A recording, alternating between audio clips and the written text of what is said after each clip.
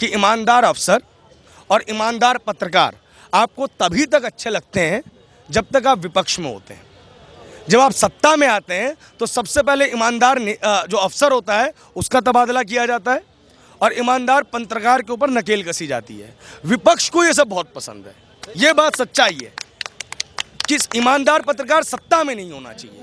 अरे वीर कुंवर सिंह कितना बड़ा नाम है। 1857 की क्रांति में माँ गंगा को अपना हाथ दे दिया उन्होंने, और उनका नाम भी वो यूनिवर्सिटी बना के खराब कर रहे हैं जहाँ 3 साल की ग्रेजुएशन 7 साल की होती है। और वहाँ एक अधना सा बालक हाइट में ही बहुत बड़ा नहीं है, वो यूनिवर्सिटी के अंदर जाता है और कहता है कि भैया 3 साल का ग्रेजुएशन 7 साल का क्यों करवा रहे हो। तो मिर्ची लगी ना, क्योंकि पहली बार साहेब के जंगल राज को किसी ने चुनौती दी। यही मनीष कश्यप नीतीश कुमार की पहले भी आलोचना करता था, तब क्यों नहीं जेल में डाला। यही मनीष कश्यप यूपी में जाके योगी आदित्यनाथ के खिलाफ वीडियो बनाता है, गुजरात में जाके मोदी जी के खिलाफ वीडियो बनाता है। अरे भाई साहब, पान मसाला का ऐड करने वालों के खिलाफ वीडियो बनाता है, वहीं भारतीय क्रिकेट टीम के खिलाफ वीडियो बनाता है।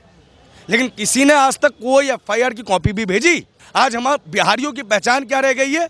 लालू, तेजस्वी, तेज प्रताप जैसे लोग जो हर जगह फेल हुए। अरे लालू यादव नाम डालिए आप यूट्यूब पे, सबसे पहले जो अगला कीवर्ड आता है ना, वो आता है फनी वीडियो।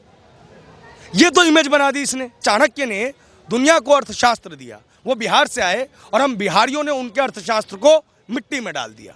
जिस राजेंद्र बाबू की शिक्षा का लोहा पूरी दुनिया ने माना, लेकिन आज उस राजेंद्र बाबू को किसने बुलाया? हम बिहारियों ने। लेकिन आज बिहार पुलिस का इस्तेमाल किया जा रहा है सिर्फ और सिर्फ स्टेट की वजह से, एक पत्रकार को दबाने के लिए। अरे वो पत्रकार का दोष क्या है? उसने 9वीं फेल को 9वीं फेल कहा है। इस बात से इतनी मिर्च क्यों लगनी है आपको? नमस्कार, मैं हूं विमल त्यागी और आप देख रहे हैं यूथ मीडिया टीवी। आज चर्चा करते हैं बिहार को लेकर। बिहार में जिस तरीके से इस समय हाहाकार मचा हुआ है, क्योंकि मनीष कश्यप गिरफ्तार है। मनीष कश्यप क्यों गिरफ्तार है? क्योंकि बिहार की आवाज़ वो जाकर तमिलनाडु में उठा रहे थे। वहाँ जो बिहारियों के साथ हो रहा था उस पर चर्चा कर रहे थे। पत्रकारों के साथ जो इस समय बिहार में हो रहा है, ऐसे तमाम मुद्दे हैं, उस पर चर्चा करते हैं। इस मुद्दे पर चर्चा करने के लिए हमारे साथ बिहार के युवा पत्रकार प्रभात रंजन मिश्र हमारे साथ मौजूद हैं। इनका बहुत बहुत स्वागत है। सर, मनीष कश्यप भी युवा हैं, आप भी युवा हैं। बिहार से मनीष कश्यप आते हैं, बिहार से आप आते हैं। जो मनीष कश्यप के साथ इस समय हो रहा है, एक पत्रकार की नज़र से, एक बिहारी होने के नाते किस तरीके से देखते हैं? देखिए, एक चीज़ है जिसको मैं बार बार दोहराता हूँ कि हम इस वक्त ना लाल किले पे हैं। कभी ना इस देश का जो शासन था ना, वो यहीं से चला करता था। शाहजहां एक ने इसे बनवाया था, औरंगजेब में बहुत अहम आ गया था, और शाहजहां 2 जो मुगलिया सल्तनत का बादशाह बना, वो सिर्फ कठपुतली था। किसकी? मराठों के हाथों की। तो आज बिहार की स्थिति कुछ ऐसे ही है। एक नीतीश कुमार हुआ करते थे जो बिहार के कद्दावर नेता थे, लेकिन आज उनकी स्थिति क्या है? वो सिर्फ कठपुतली मात्र बन के रह गए हैं। एक शेर है, आपने भी ज़रूर सुना होगा कि लगाकर आग शहर को ये बादशाह ने कहा, उठा है आज दिल में तमाशे का शोर बहुत, झुकाकर सर सभी शाह परस्त बोल उठे, हुजूर का शौक सलामत रहे शहर और बहुत।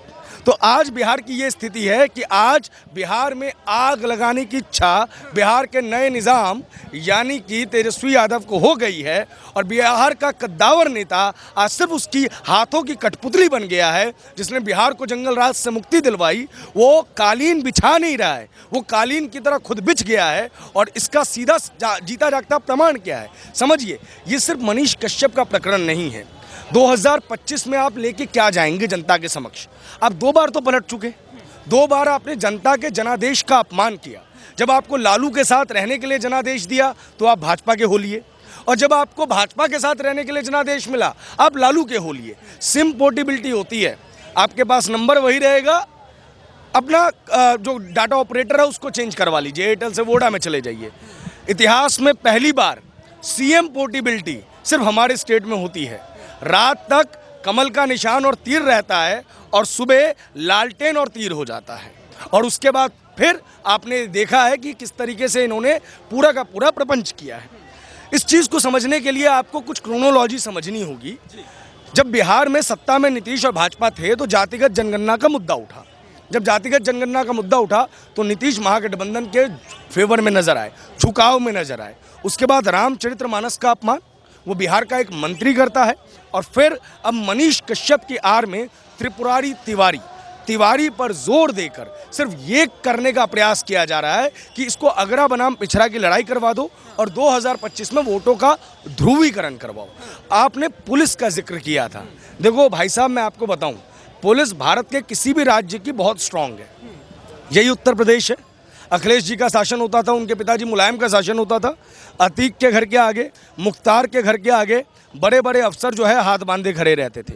मजबूरी थी उनकी, भैंस बकरियां ढूंढा करते थे, मजबूरी थी उनकी।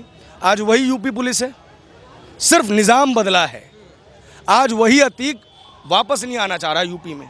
तो बेसिकली समझिए इस चीज़ को कि बिहार पुलिस पहले भी ताकतवर थी, लेकिन आज बिहार पुलिस का इस्तेमाल किया जा रहा है सिर्फ और सिर्फ स्टेट की वजह से, एक पत्रकार को दबाने के लिए। अरे वो पत्रकार का दोष क्या है? उसने 9वीं फेल को 9वीं फेल कहा है। इस बात से इतनी मिर्च क्यों लगनी है आपको? आज आप जाइए तेज प्रताप यादव के ट्विटर हैंडल पे जाइए, भाई साहब ने एक वीडियो पोस्ट किया है। मतलब कि ये समझिए कि बिहार का मंत्री रहा है लालू यादव और राबड़ी देवी का पुत्र रहा है, जो दोनों मुख्यमंत्री रहे हैं, और टिकटॉक वाली वीडियो पोस्ट की है। गनीमत है कि केआरके से ज़्यादा अच्छी एक्टिंग की है, लेकिन इसके लिए बिहार की जनता ने चुना है उनको, इसके लिए चुना है। अरे भाई साहब, मुझे एक बात बताइए कि जो बिहार पुलिस मिशन 2047 पीएफआई का प्लान डिकोड नहीं कर पाती, पर्चा लीक नहीं रोक पाती, जो अपराधियों के ऊपर लगाम नहीं कस पाती, जो जंगल राज को रोक नहीं पाती, वो तुरंत ही पता लगा लेती है कि मनीष कश्यप ने ये वीडियो बनाया है, ये फेक वीडियो है। ये इतनी जल्दी हो कैसे गया? तो ये षड्यंत्र है कि किसी भी तरीके से मनीष कश्यप को बड़ा ब्रांड ना बनने दिया जाए। जो ब्रांड बिहार मूवमेंट वो चला रहे थे, जो लगातार उनकी कोशिश ये थी कि बिहार में लगातार रोजगार उत्पन्न के सवाल हो। तमिलनाडु से बिहार के अगर लोग वापस आते तो क्या समस्या होती? आप याद कीजिए कोविड की सिचुएशन में सबसे ज़्यादा पलायन कहाँ के लोगों का हुआ? बिहारियों का हुआ। क्या नीतीश कुमार ने उनके लिए कोई व्यवस्था करवाई? नहीं करवाई। उनको उनके हाल पर छोड़ दिया। क्यों? क्योंकि वो चाहते ही नहीं थे कि वहाँ पे लोग आए। हाँ जी। अच्छा ये बताइए, एक आज मनीष कश्यप के समर्थन में बिहार बंद बुलाया गया, असर भी देखने को मिला, लेकिन जो मनीष के विरोधी हैं वो कह रहे हैं कि कुछ होने वाला नहीं है। ये तो ऐसा बिहार बंद ना जाने कितनी बार होता रहा है। तो क्या जो संदेश सरकार को देना चाहते थे कि हम समर्थन में हैं मनीष कश्यप के, वो संदेश दे पाएंगे क्या? वो संदेश दे चुके हैं। ये घबराहट क्यों है? क्यों घबराया हुआ है ये बादशाह? आप समझिए, घबराया आज का नहीं है, ये बहुत पहले से घबराया हुआ है। ये आज तक नेताओं ने बिहार बंद बनाया है, यूनियंस ने बिहार बंद बुलाया है। किसी पत्रकार के लिए किसी ने बिहार बंद बुलाया? देखिए, असर हो चुका है, और असर आज नहीं बहुत पहले हो चुका था। इसीलिए तो ये घबराहट है, ये बौखलाहट है। वरना तेजस्वी इतना परेशान क्यों है? क्यों परेशान है इतना? एक अदना सा पत्रकार है, छोड़ दीजिए। उसके साथ दुर्दांत अपराधियों जैसा व्यवहार किया जा रहा है। अरे जिस शहाबुद्दीन को, जो मास मर्डरर था, जिसने तेजाब में लोगों को नहला दिया, वो जिस जाति के लोग थे वो भी पता है। यहाँ पे जाति का जो गेम खेल रहे हैं कि किस तरीके से अति पिछड़ा जाति के नाम पर राजनीति करने वाले लालू यादव ने अति पिछड़ा लोगों को ही ठगा है, ये सब जानते हैं। उन्होंने, गनीमत है कि लालू यादव के कम बच्चे हैं, आप समझिए, बहुत गनीमत है। बिहार में कुल करीब 243 सीटें हैं, 250 के आसपास की सीटें हैं। अगर इनके थोड़े ज़्यादा बच्चे होते ना, 101 बच्चे होते, तो 100 सीटों पे तो इनका परिवार ही चुनाव लड़ता। राम कृपाल यादव की बलि मीसा भारती के लिए दे दी। आप समझिए, तेजस्वी और तेज प्रताप को ऊपर बढ़ाने के लिए बड़े बड़े कद्दावर नेता जो थे आरजेडी के, उनकी बलि दे दी गई। तो ये जो परिवारवाद का नमूना है, क्या राबड़ी देवी, सबको पता है ना वो अंगूठा छाप है, क्या लालू की पार्टी में कोई और नेता नहीं था जो लालू के जेल जाने के बाद उनकी पार्टी संभाल पाता? सत्ता का जो लालच है उसको कोई चैलेंज ना करे। कन्हैया कुमार का नाम आपको पता होगा, 2019 में बेगूसराय से चुनाव लड़ा है। इसी सीपीआई के साथ अलायंस होने वाला था। सिर्फ अलायंस क्यों नहीं हुआ पता है? कन्हैया कुमार की वजह से। क्योंकि कन्हैया कुमार तेजस्वी से ज़्यादा पढ़ा लिखा है, तेजस्वी से ज़्यादा उसकी एक्सेप्टेबिलिटी है, इसलिए 2019 में अलायंस नहीं हुआ। और 2020 में जब अलायंस हुआ तो तेजस्वी को बिहार से बेदखल कर दिया गया। पूरी भारत में भारत जोड़ो यात्रा कर रहे हैं कन्हैया कुमार, बिहार में नजर आते हैं आपको?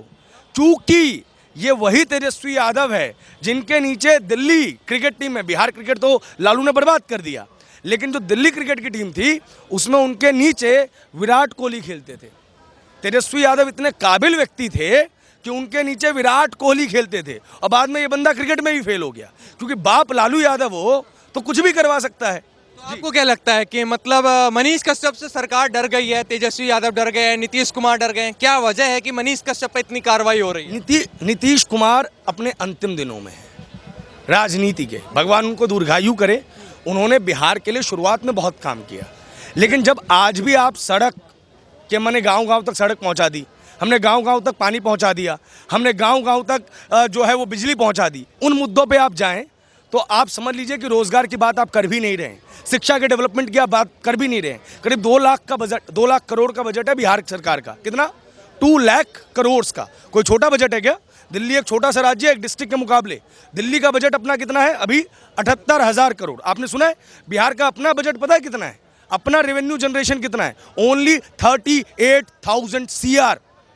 1,68,000 करोड़ जो है, माफ कीजिए 1,62,000 करोड़ के आसपास केंद्र सरकार बिहार को देती है। अपना रेवेन्यू उनका है ही नहीं। और सुनिए, कई बार 40-40 हजार करोड़ बिहार ने वापस भेजे हैं केंद्र सरकार को, क्योंकि इनके पास खर्च करने के लिए जगह नहीं है। खर्च करेंगे कहाँ? नौकरियां हैं खर्च करने के लिए, स्कूल है खर्च करने के लिए, यूनिवर्सिटीज है खर्च करने के लिए। एक दुर्दांत अपराधी की तरह व्यवहार करके आप पता है सिर्फ क्या करना चाहते हैं? उस पत्रकार का मनोबल तोड़ना चाहते हैं। लेकिन आज बिहार बंद करके बिहारियों ने ये दिखला दिया कि मनीष, आपको घबराने की आवश्यकता नहीं है, हम पीछे खड़े हैं। जब नाश मनुष्य पर छाता है, पहले विवेक मर जाता है।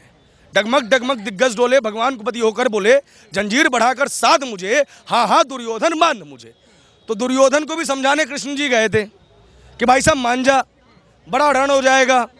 इसी तरीके से अच्छी खासी सत्ता आई थी, चला लेते 2025 तक। अरे कुछ कर लेते, जिस अति पिछड़ा वर्ग यादव वर्ग की बात करते हैं उन्हीं के लिए कुछ कर लेते, कुछ नाम कमा लेते। वो नहीं किया। लेकिन अपना जो शासन का तंत्र था कि जंगल राज रिटर्न कैसे होगा, उसकी शुरुआत करवा दी, और उसके खिलाफ जो भी बोलेगा वो अंदर जाएगा। मेरा आखिरी सवाल ये है कि मनीष कश्यप को जिस तरीके से अभी बताया जा रहा है कि संघी पत्रकार है, ये गोदी मीडिया का चेहरा है, तो किस तरीके से देखते हैं?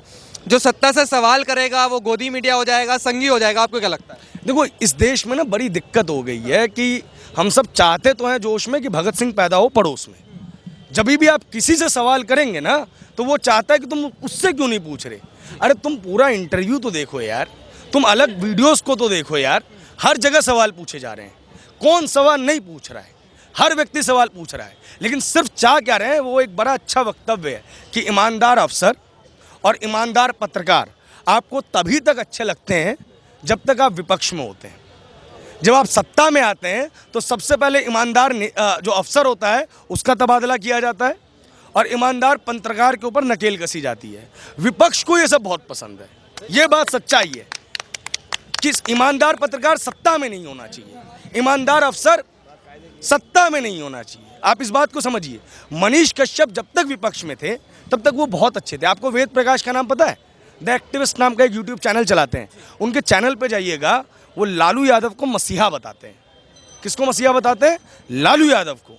लेकिन भाई साहब, लालू यादव का वही बेटा जो आज पता नहीं क्या नौटंकी कर रहा है ट्विटर पे, भगवान श्री कृष्ण उनके सपने में आए हैं और बाकायदा उसने चित्रण भी कर दिया है। बहुत ख़राब VFX और बहुत ख़राब वीडियो एडिटिंग यूज़ की गई है। मतलब कि यार, डिप्टी CM के भाई हो, पूर्व में हेल्थ मिनिस्टर रहे हो, पूरा सत्ता है तुम्हारे पास, प्रशासन है, ये बताता है कि डिप्टी CM के पास भी अच्छा कंप्यूटर नहीं है, तो बिहार के आम लोगों के पास कैसा कंप्यूटर होगा आप समझ सकते हैं। वो 2 मिनट बात करना चाहते थे। किसके साथ? उस पत्रकार के साथ, और वो भी अकेले में। क्या बतियाना था 2 मिनट में? नहीं, ये बात सही है। अफवाह फैला दी मनीष कश्यप ने, अफवाह फैला दी मनीष कश्यप ने। सत्ता में आते ही पहली कैबिनेट मीटिंग में 10 लाख नौकरियां देंगे, ये अफवाह नहीं था, ये झूठ नहीं था। अगर मनीष कश्यप को जेल में डाला है तो खुद भी आत्मसमर्पण करो। भाषा गलत थी जी।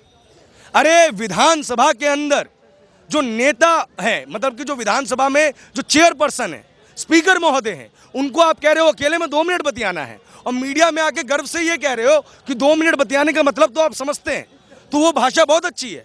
अरे लालू यादव नाम डालिए आप यूट्यूब पे, सबसे पहले जो अगला कीवर्ड आता है ना, वो आता है फनी वीडियो। ये तो इमेज बना दी इसने। जिस चंद्रगुप्त ने जिस चाणक्य ने दुनिया को अर्थशास्त्र दिया, वो बिहार से आए और हम बिहारियों ने उनके अर्थशास्त्र को मिट्टी में डाल दिया, मिट्टी में डाल दिया। जिस राजेंद्र बाबू की शिक्षा का लोहा पूरी दुनिया ने माना। आपको शायद ना पता हो, फादर ऑफ इंडियन कॉन्स्टिट्यूशन जरूर कहा जाता है बाबा साहब भीमराव अम्बेडकर को, लेकिन चेयरपर्सन जो थे वो पहले राजेंद्र बाबू थे। जब वो राष्ट्रपति बने तब वो वहां से हटे थे। इस चीज को समझना पड़ेगा। लेकिन आज उस राजेंद्र बाबू को किसने बुलाया? हम बिहारियों ने। आज हम बिहारियों की पहचान क्या रह गई है?